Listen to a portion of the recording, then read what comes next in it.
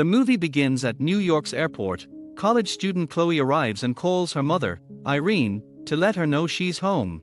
Irene informs her that the birthday party for her father, Rayford, has been cancelled because he was unexpectedly called in for work. Since Rayford is a pilot, Chloe decides to stay at the airport in hopes of seeing him. Nearby, TV reporter Cameron is approached by a religious woman who urges him to accept Jesus, claiming the tragedies he reports on daily can be explained by the Bible.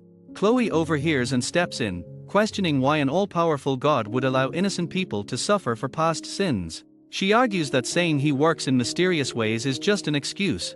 The woman leaves, and Cameron thanks Chloe for stepping in.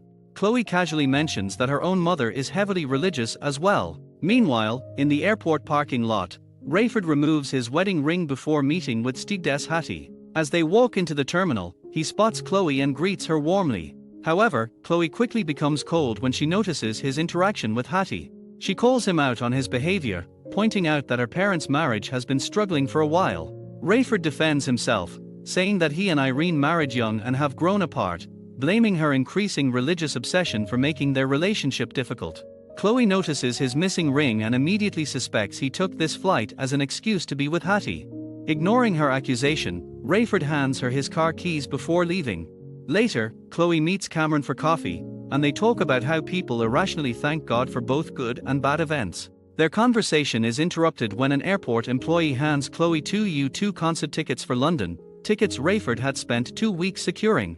Realizing this proves his trip wasn't last minute but something pre-planned, she grows frustrated and hands the tickets to Cameron, asking him to deliver them instead. As Cameron and Rayford board the plane, Chloe heads to her father's car and finds his wedding ring inside. She then returns home, greets her younger brother Ramy, and sits down to talk with Irene. At first, their conversation is lighthearted, but when Chloe brings up what happened at the airport, the mood shifts. Irene begins preaching, frustrating Chloe to the point that she storms off. Wanting a distraction, Chloe takes Ramy to the mall. Their boy expresses concern about their parents, but Chloe reassures him that everything will be fine. As they hug, a bright flash fills the area, and suddenly, Chloe finds herself holding only Ramy's empty clothes. He has vanished. Around her, chaos erupts as people realize their loved ones are missing. Panic spreads throughout the mall, and a driverless car crashes into the building. Peering inside, Chloe finds a lifeless passenger. As hysteria mounts, looters take advantage of the situation, stealing from stores and grabbing the abandoned belongings of the missing. Outside, the streets are completely gridlocked as driverless cars have caused massive traffic jams. Meanwhile, on Rayford's flight, passengers are making small talk, while others prefer to keep to themselves. Once the plane reaches cruising altitude, Rayford sneaks away to show Hattie the concert tickets Cameron delivered. Suddenly, the aircraft shakes violently. Passengers soon realize that several people have vanished into thin air. Panic spreads as the plane rapidly loses altitude. Rayford hurries back to the cockpit, only to find his co-pilot missing. He immediately takes control, trying to stabilize the aircraft. Cameron begins recording the chaos as terrified passengers pound on the cockpit door, demanding answers. Hattie attempts to calm them down, but they refuse to listen. Watching the situation unfold on the security cameras, Rayford increases the cabin pressure, causing oxygen masks to deploy. Struggling to breathe, the passengers are forced to return to their seats. Once things settle, Rayford restores the pressure to normal and tries to reach air traffic control, but no one responds. His phone is also dead. With no way to communicate and panic rising, Rayford prepares to address the terrified passengers.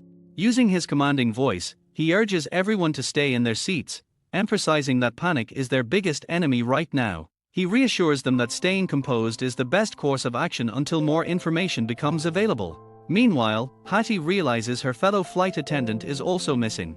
Overwhelmed, she rushes to the cockpit, seeking comfort from Rayford as she struggles to keep herself together. As passengers begin disregarding their seats, Cameron resumes recording, interviewing those on board. No one recalls anything unusual. The disappearances happened in an instant, leaving only clothing behind.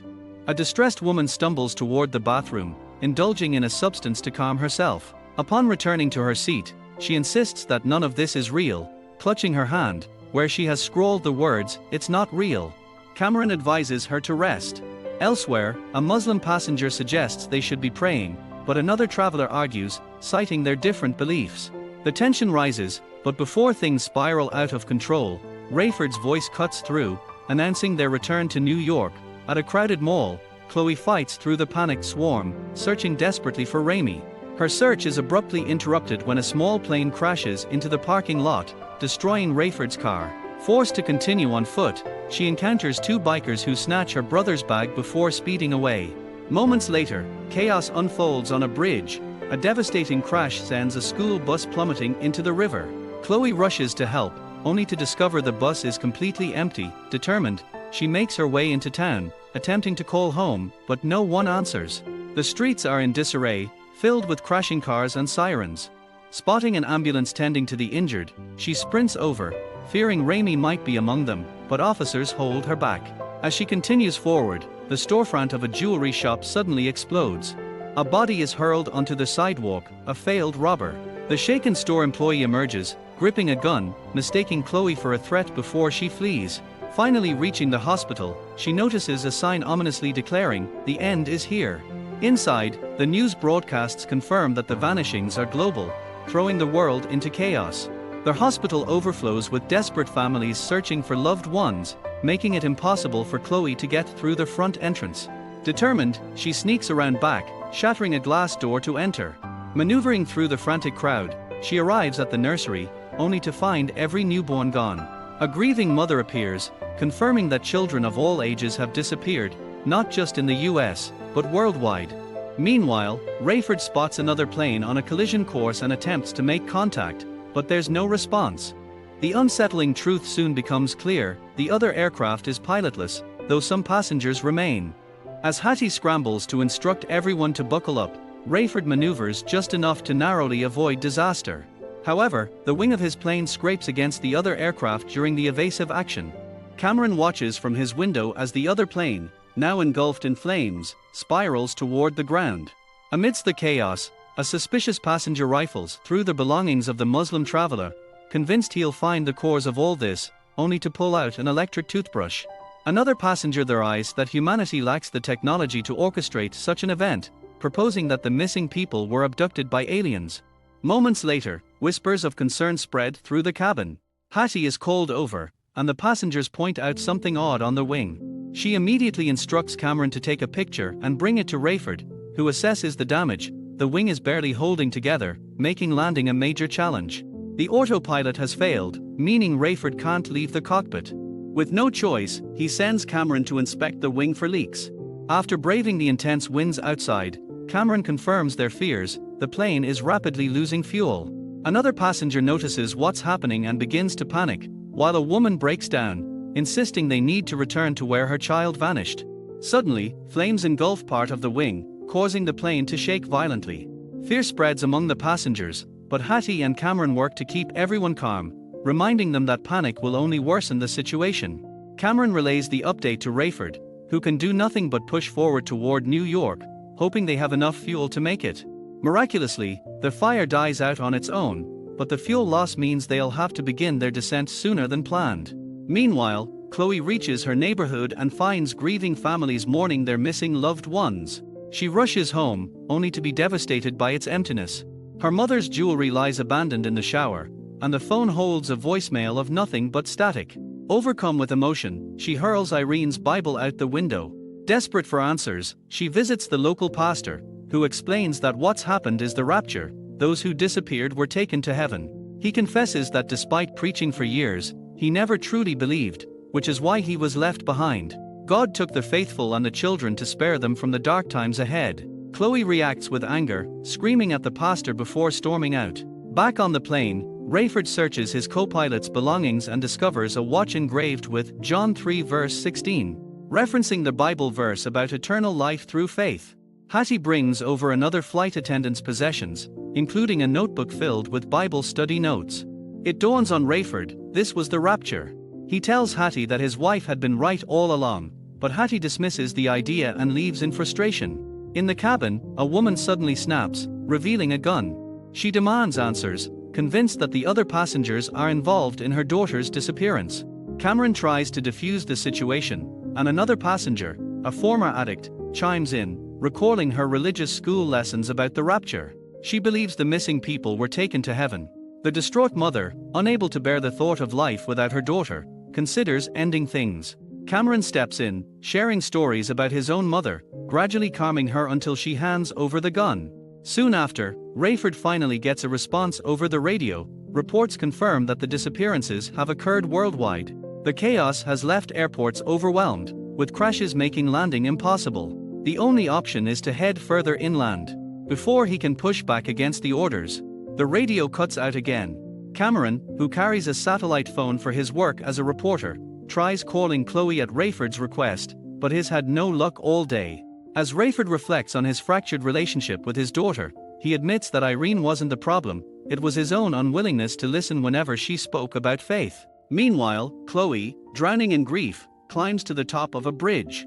Staring out at the city, she whispers an apology to her mother for the way she treated her. Just as she prepares to jump, her phone rings. Cameron's call has finally gone through. She hears Rayford's voice, and they exchange heartfelt words, acknowledging that Irene had been right all along. But before Rayford can say more, the call drops. Still, knowing her father is alive gives Chloe a renewed sense of purpose. She rushes back toward town, grabbing an abandoned bicycle to move faster. As Rayford prepares for the emergency landing, he tells the passengers the truth about their slim chances and urges them to pray. Chloe, now determined to help, reaches a construction site and jumps into a truck, clearing debris to make space for the plane. She tries calling Cameron again, and just in time, the signal returns. With relief, she informs her father that she's found a safe place for him to land. The plane's navigation system is failing, so Cameron quickly asks Chloe to open the compass app on her phone and send their coordinates. Just as she starts, the call drops again. Acting fast, Cameron enters the coordinates into his phone's map, giving Rayford a rough guide to steer the plane. However, the darkness makes it nearly impossible to pinpoint the exact location. To make matters worse, the plane is running out of fuel. At that critical moment, Chloe manages to reconnect the call. Rayford urgently tells her they need a bigger light source, the truck's headlights aren't enough. Spotting some gas tanks nearby, Chloe douses them in fuel and ignites them with a lighter, triggering a massive explosion. The towering flames serve as a beacon, guiding Rayford as he begins the descent. Chloe jumps back into the truck, trying to move out of the way, but she's so distracted by the fire that she loses control and crashes. Meanwhile, as the plane descends, it clips some cables, causing a jolt but no major damage. The landing gear fails to deploy properly, making the tail and one wing scrape violently against the ground. Despite the chaos, Rayford fights to stabilize the aircraft just in time, lifting a wing and narrowly avoiding a collision with Chloe's truck. The plane skids for several miles, smashing through obstacles before coming dangerously close to a massive gas tank. Just when it seems disaster is inevitable, the aircraft grinds to a halt. Everyone on board is safe. As the explosion from Chloe's fire flares up again, Hattie quickly deploys the inflatable evacuation slide. Passengers rush to exit the plane. Chloe runs straight to Cameron and Rayford, embracing them both. Rayford, overcome with emotion, admits he should have never left. Chloe hands him their wedding rings, both his and her mother's, before they all turn toward the distant town, its skyline engulfed in flames. Cameron, taking in the devastation, whispers that this must be the end of the world. But Chloe, with determination in her voice, disagrees. No, she says. This is just the beginning. And this is the end. If you enjoyed the recap and want to stay with all our future content, be sure to hit the subscribe button and turn on notifications so you'll never miss out any of our recaps.